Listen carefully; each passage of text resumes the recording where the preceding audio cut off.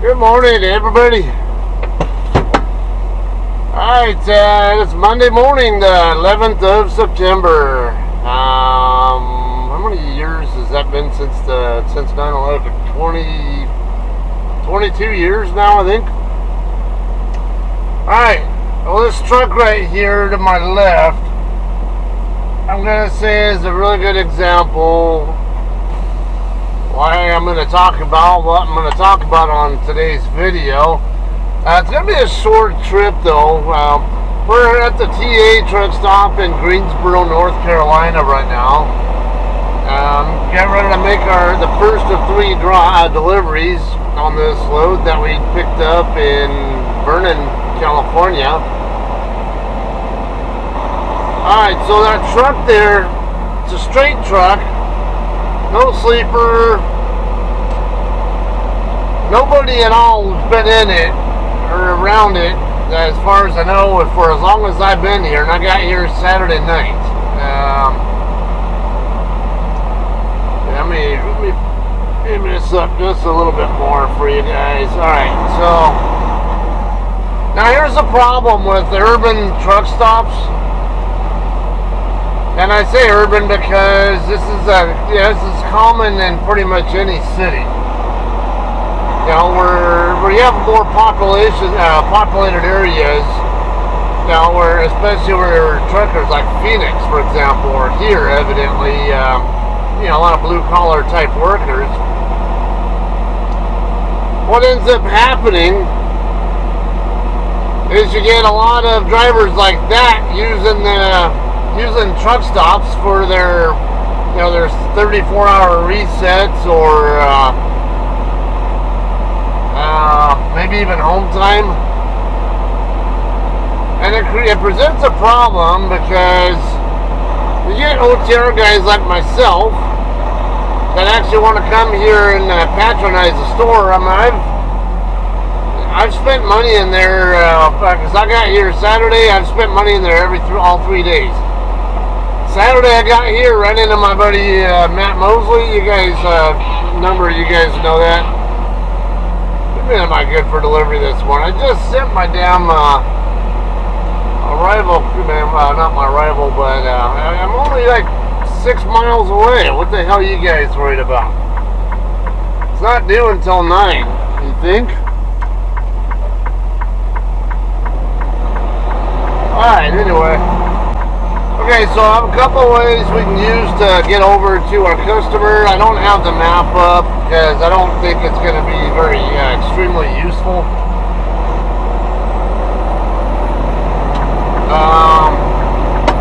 We're just going to get on the westbound side of I-40, the very next exit down. We're going to turn, we're going to get off there, head north.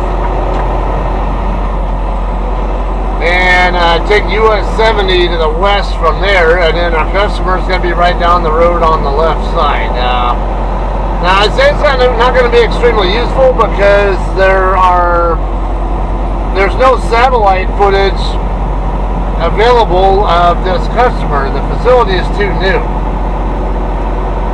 Now Street View, there is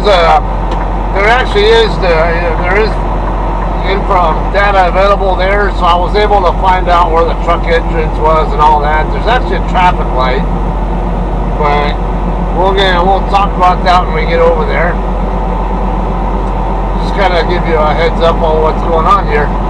Alright, so exactly that is why, with the parking situation there, I got there now. Okay, given the time of day, I kind of expected a lot to be full anyway. And it was, so I had already paid in advance for a reserved parking spot. But here's the problem. I'm actually patronizing the store. How many of those other guys who are parked there are not? Because I was in a paid spot originally. The spot you just saw me leave is not one. Because what happened there was yesterday, around noon, I went ahead and moved out of my paid spot and went over to a regular free spot. And when I moved, the row that I was in, the one spot that I'm in, that I pulled out of, is the only one that was available in the entire row. There was also, like, I don't know, 4 or 5 spots available in the row across from me, but that was about it. The rest of the parking lot was pretty much full. With it being a weekend and in an urban area, I was expecting that. Now, alright. Yeah, so I'm going to use this section here, Rock Creek Dairy Road. You can also use that Mount Hope, I think that Mount Hope Church Road as well, though.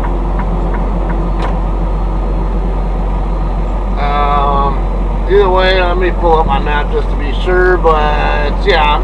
See, there's the US 70 sign right here. To US 70, that's exactly what I want. So I want to get on westbound US 70, because it's right in between, I believe it's right in between this exit and that next one.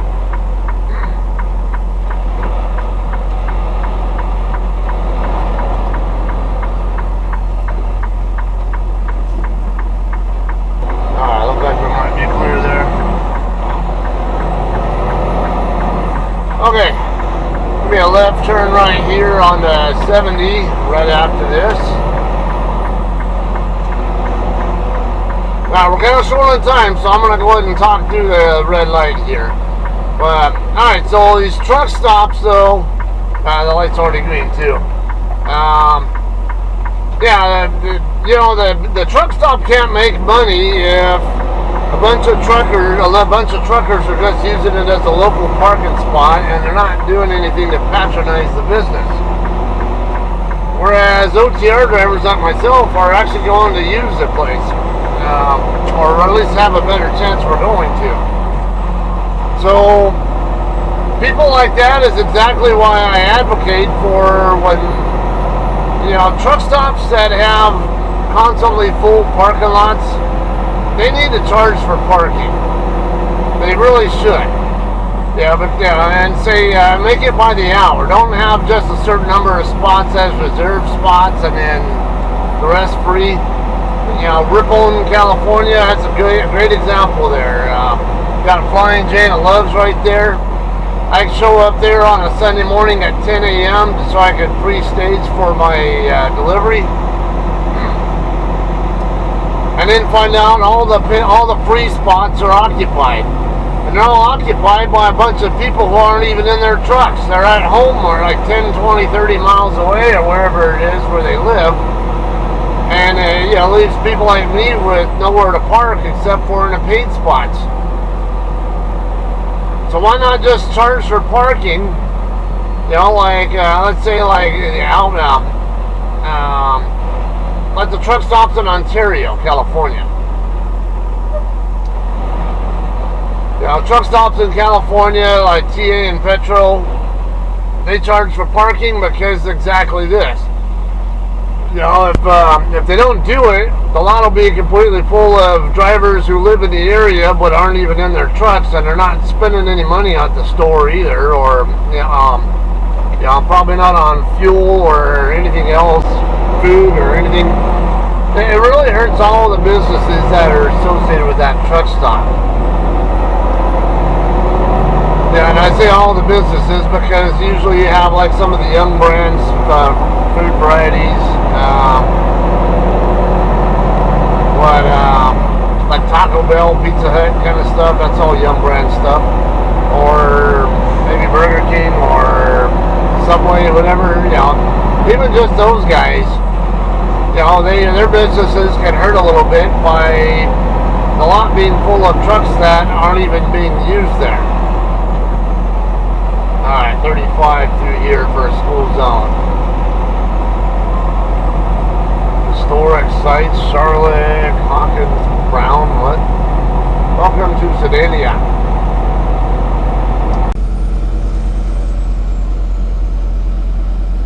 Alright, so yeah, I advocate absolutely for having like an hourly, like paid by the hour. We'll say there's one that's there's a TA on, I think on I-75, not too many miles south of Detroit.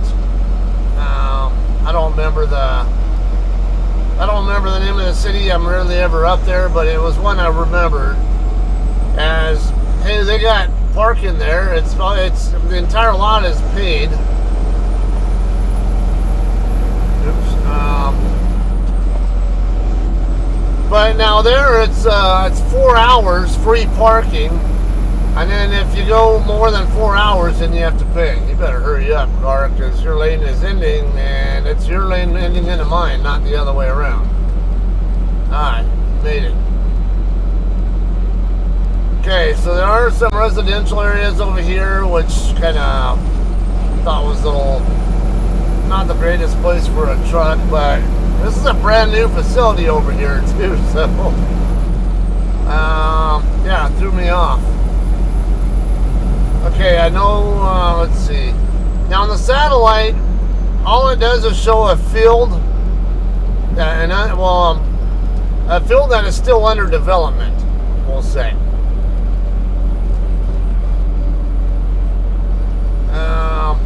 So it's not it's not very useful as far as me showing you a map view. I can kind of pull one up anyway. I'm getting pretty close already to my customer. But yeah, there'll be a traffic light up ahead, and we'll make a left turn where that light is at. You'll see the place because I saw it on the street view, but otherwise, yeah, satellite. I was about to ask a question in the JCT Facebook group, asking if anybody knew where the truck entrance was, because there was no satellite imagery of it. But that's when I found out from that it actually is street view image available, and it's kind of more it's right here off 70 and on the northwest side of the lot, I guess I would say. So that made it real easy to figure out, and there's a traffic light right there too. Alright, so if you ever have a complaint about, this is Publix right here, by the way, but we're going to come up to the light and turn there. Yeah, if you ever have a complaint about why truck stops charge for parking, well, there you go. It's because of drivers like that. You know, and making it where OTR drivers have nowhere to park. Shit. Alright. I'm gonna have to wait.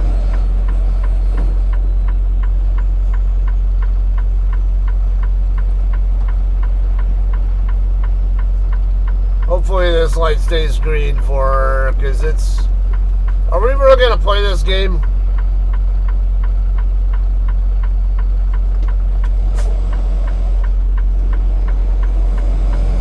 Yeah, I would say, because I'm not screwballing around with you guys. Sitting there blocking the damn intersection. I'm not going to deal with red light runners.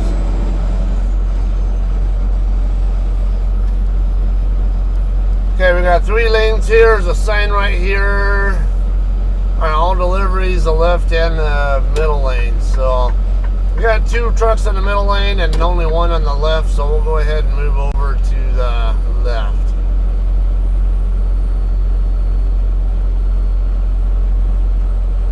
Yeah, you know, and our that message, are you okay for on-time delivery? I'm like, do you think? I'm only 5 miles, I'm not even 10 miles away from the damn customer, and my appointment's at 9 a.m.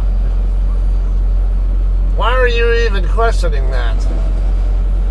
But it's going to be our night shift, night dispatch, because daytime BMs don't come in until about 45 minutes from now.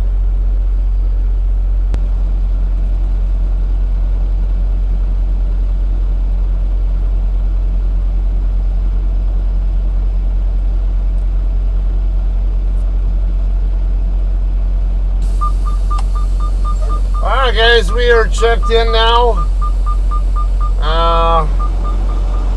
So we're gonna go check in at the shipping office next. We don't have a dock door yet. We just come in first.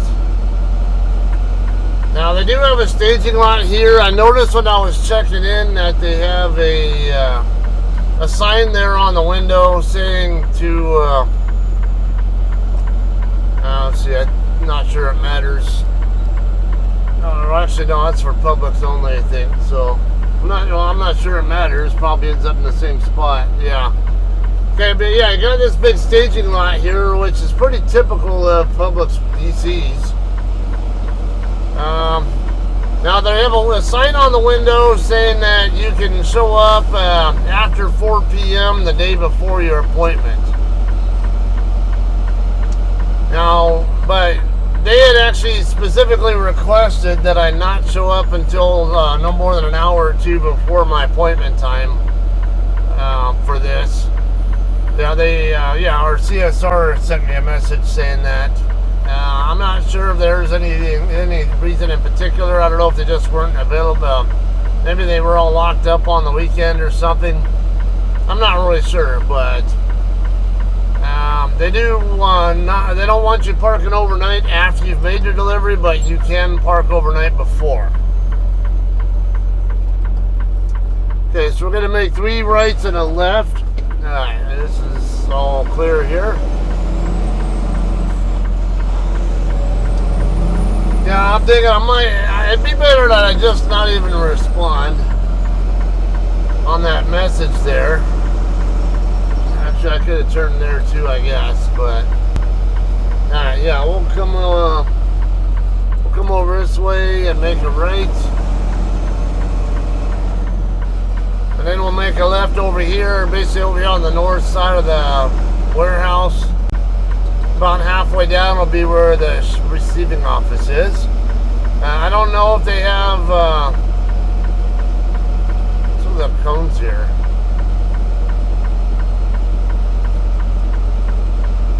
Yeah, I don't know if they have like spots like staging spots to park in while you're checking in, or if I just kind of park out of the way, or as out of the way as I can, and then get a dock door. But hopefully, yeah, it'll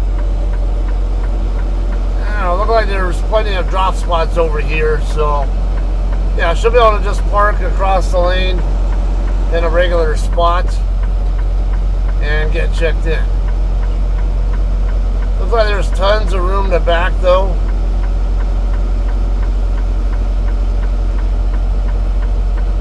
Yeah, these are indeed drop spots across from where the dock doors are at.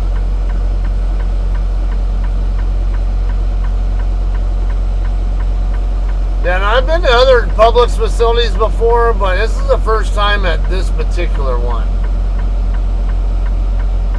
And generally, because there's one in Florida, actually 1 or 2 of them in Florida that I've been to. Then there's one over in Georgia, northeast of Atlanta. I can't remember the name of the city there though. But yeah, those are all places. Those don't have Publix facilities that I have been to before. I just never been to.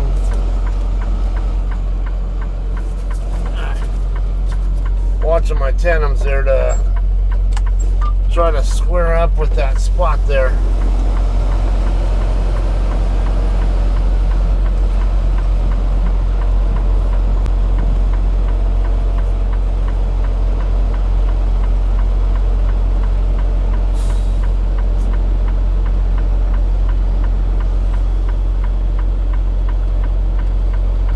Okay, I'm gonna go get checked in. Figure out what dock door we're getting. Assume we'll get one right away, and see what happens.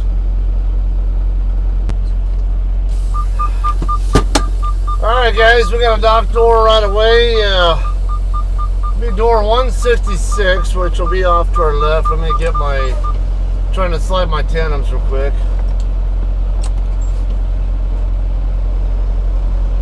There we go.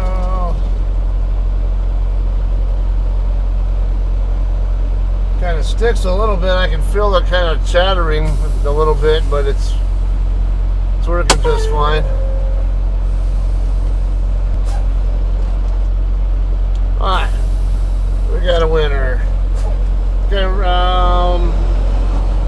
166, I think it's going to be right, yeah, it's right over here by where this guy is closing his doors. So it is a little bit of a concern there. with my setup, with where he's stopping. Yeah, we're right next to this guy in the green Volvo, so I'm gonna have to wait on this guy to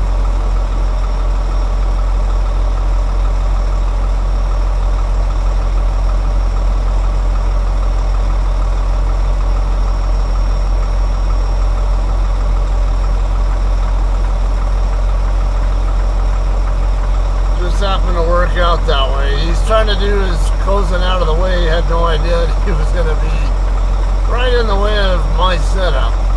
Well, I can still set up, do a regular side-side setup, but why do that if I can wait a minute for him to get out of the way and do it straight back?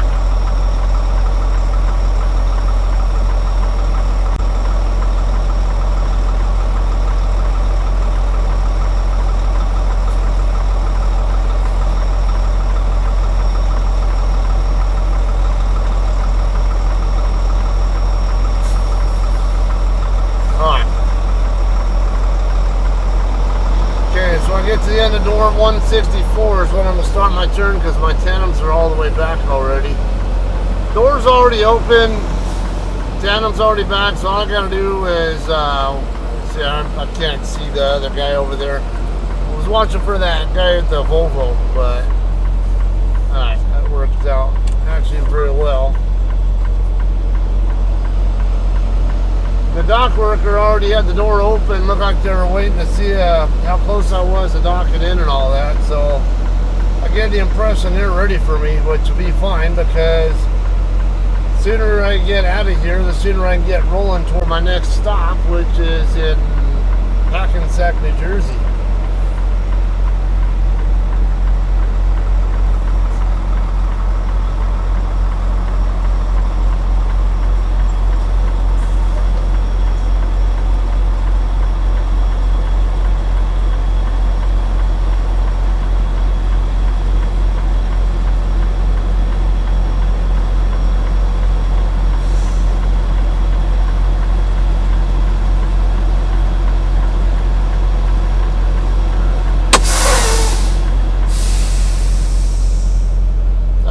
Good to go here, guys.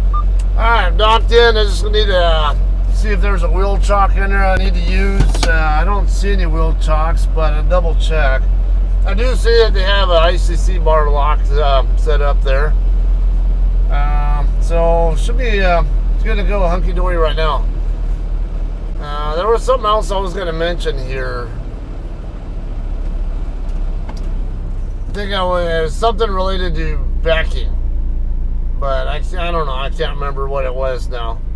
Just some little tip for those of you guys who might be wanting to hone your backing skills. When I was parking to check in, I thought of it, but I was like, shit, now I forgot what I was going to say. Alright, well, we'll have some more. We'll finish this up here when we're ready to dock out here. Yeah, the door light's already red too, so we'll be out of here pretty fast, I hope. Alright guys, we are done unloading here. We were actually done a long time ago, but it took a while for the bills to be ready for me, so I'm going to just come over here across the lane first and get my other door shut and slide my tandems. I'm going to have to wait till I get past the guard check to put the seal on for my next stop though. Get as far as we can out of the way here, even though I don't expect it to take long. Alright, tandems are right there on that concrete pad. Okay, that's a good spot right there. I want it straight before I slide tandems. So I was just talking to a friend of mine who I know from Cali, who's also a trucker, also watches my channel a lot of my videos. He's got the same tool as me, but we were talking about it, but I'm not sure if I have any. I think I have video of me using this, but I'm not sure where I put it. It's probably like a show and tell section of another video or something, so I'm going to show you how it works. Alright, so first Alright, we're gonna go one hole forward of where the actual pin is at. I usually want it in the California hole. I don't like my tandems being too far back, or too far forward. Right here's the California hole, I can tell by the red paint. So I'm gonna go right there. It's usually right where that same bracket is there too. So just put that in, and I'm just gonna slide the tandems until it makes contact. Let me get the other doors shut real quick though, and we'll slide them. Alright, so now we're just gonna go ahead and back up until I feel the truck or the trailer making contact with that pin. Stop! I don't need it fucking jerking like that. That's how things get damaged.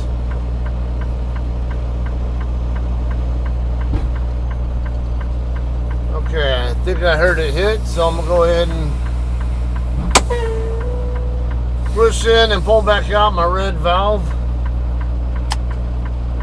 And then I'm gonna go back once. Alright, now we'll go forward to lock him in. Should be good. Go forward also to get it to release the bind off of the slide tool as well. Alright, so now we're just going to pull the tool out. Now a lot of trailers actually have a built-in slide tool, but they usually get damaged. Uh-oh. Yeah, I went all the way forward and I think it knocked my tool out. It went past where I wanted it. I gotta figure out where my tool went though. There it is over here. That's the problem with it.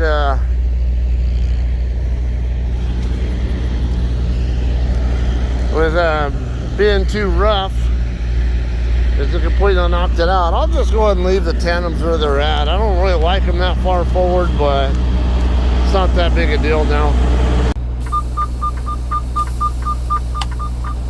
Alright guys, as soon as this guy gets by,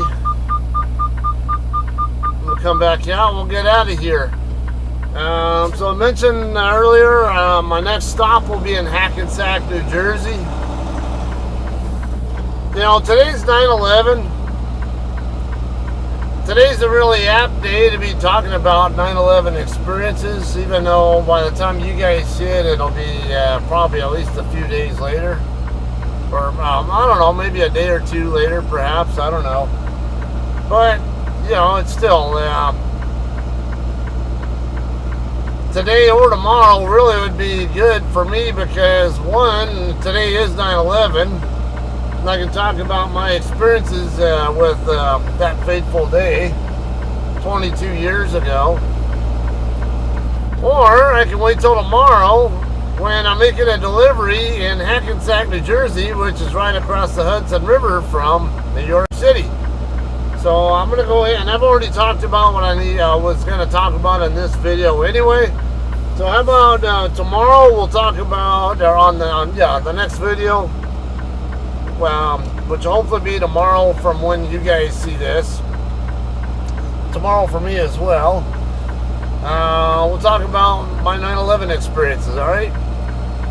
Meanwhile, yeah, how I'm going to get up there though, I think most drivers would go east on 40 over to I-85, take 85 across to up north to where it runs into I-95 up by, what's that, Richmond?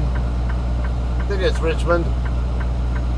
Roanoke and Richmond, I always get mixed up. One of those two, that guy went the wrong way. I see the arrows on the lane there showing that that's a one-way road there. We're supposed to go this way. Alright, well anyway, yeah, 85 up to 95, and then yeah, you can either stay on the 95 or 295 side, whatever, over and going through Philadelphia. Or you can do like what I usually do, is take the New Jersey Turnpike up from Delaware. The Delaware Bridge, whatever you call it, and work my way up that way. That'll be the way I'm planning on going. fact, might even get a chance if I get up there quick enough, which I doubt I will, but I can try. Might be able to meet up with Anthony Griffo. You guys, a lot of you guys who are part of that Scotty D clique are very familiar with him. Yeah, he lives over there in New Jersey, and he and I are both big Eagles Philadelphia Eagles fans, so we always connect that way. Normally, though, let's say 85 will be the route to go, but I'm going to take different routes. I'm going to go west on US 70 right out of here, and then get on, what's that, 840? I think that highway is. Yeah, I think it's 840. And we'll take US 29 up into Virginia. And what's that other US highway up there? It's another US highway that I can take from 29. And that'll run me right over into the west end of Washington DC area. And then I can get on to 495 and 95 up there. Now, I do have some reservations about going through the area because it's gonna, I'm gonna have traffic delays up there. So, but I figured if I even get some kind of miles in, I can always, I'm gonna have to get out and open my doors. But I wanted them open. I wanted them closed because the fact that my trailer is not empty.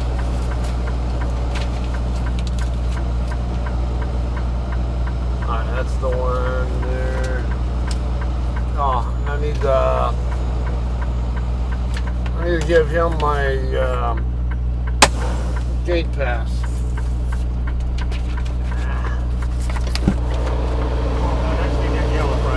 Yeah, that's so good. I gotta put my seal on for my other stop. Good. Okay. He's waiting on me, it looks like.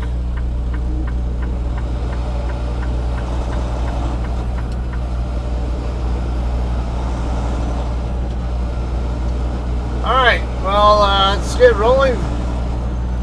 Also, before I leave, there was a JCT that just docked in right next to me. If I was talking to her briefly when I was when I was walking in to go get my bills, because she was opening her doors.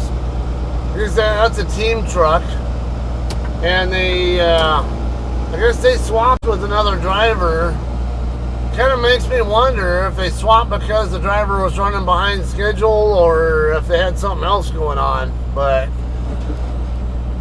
yeah, it's like, as much time as I was able to get a whole 34-hour reset in over here at the TA nearby before even, so I'm running out of here with a completely fresh 70-hour clock. So I'm like, man, I'm hoping they didn't have to swap because the person was running behind, but you never know. I mean, they could have had maintenance issues or hours of service availability issues or something. But yeah, it was such a huge piece of cake for me to get out here on time. I mean, well, one of my 10-hour breaks, I took like a 12-hour break or whatever it is too. So it's not like I got out here as fast as humanly possible either. Alright, so yeah, the short distance down US 70 over here to 840, and then I'll head north on US 29. I've already verified it is a legit good truck route. North Carolina roads and basically North Carolina DOT and Virginia DOT websites both confirm that information for me. I don't have an atlas on my truck. It is good to have one though. And you never should rely on GPS, not even a truck GPS, because your truck GPS could also have obsolete information on it. I can tell you from experience with my own city that people use truck GPS and they end up on a road that they think is truck legal in my city, but it's no longer truck. But it's not truck legal anymore. Used to be, but they removed one particular route off the list. So yeah, and I see trucks using it all the time. So it tells me right there people are running outdated GPSs, whether they're using a truck GPS or Google Maps or whatever, it doesn't matter. Alright, well, anyway, and I do want to be, I will eventually be doing a video on how Google Maps is not that bad. Shut up, that car's already in its damn lot. You know, some people think that Google Maps is a terrible thing for a trucker to use, but it really isn't. You just got to know how to use it. And I don't use it in the manner that other people do. We'll talk about that perhaps when I make the New Hampshire delivery, perhaps. I don't know. So that'll be my guess. Alright, otherwise, I'm gonna go ahead and call this one a day, right? Thanks for hanging out and watching this. Yeah, we'll have another one for you guys in Hackensack. It should be an interesting one from what it looked like, and from what the Google reviews on that place I'm going to indicate. It should be a fun time. Alright, that says 785, but 840 also here. Okay, what's 785 then? That's a spur off of I-85, basically. Alright, we got a green arrow here. Alright, so y'all have a great day. Don't worry about that wrong way sign. That's for the cloverleaf that you just saw the other truck coming off of. So, not for my side. The yellow's on the left, which means I know I'm on the correct direction here. Alright, you guys have a good one. We'll see you guys in Hackensack. Peace.